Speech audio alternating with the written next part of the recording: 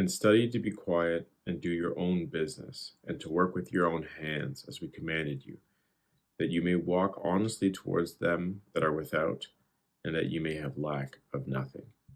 The New International Version says, and make it your ambition to lead a quiet life.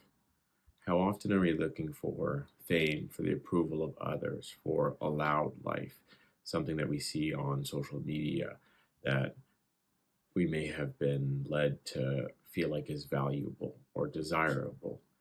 But in First Thessalonians chapter 4, verses 11 and 12, Paul says to make it your ambition to lead a quiet life. When you think of the example of Jesus, he was known for going off on his own into the mountains to seek God's guidance and counsel in private. He tells us to pray in a quiet room, to close the door. He tells us when we give to not let your left hand know what your right hand is doing. God is calling us to lead a quiet life, one of service, that we may have lack of nothing, is what he said, that you may have lack of nothing. So it's not being a pauper, it's not being quiet and having without. He instructs us to work with our own hands.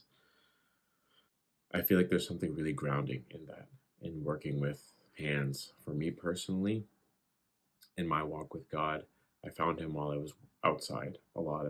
I was working on a farm for a season. I was working with my hands all the time. And the combination of being outside and working with my hands and serving others is what really led me to God. So, what is he calling to you today? How can you seek to live a quiet life? How can you work with your hands?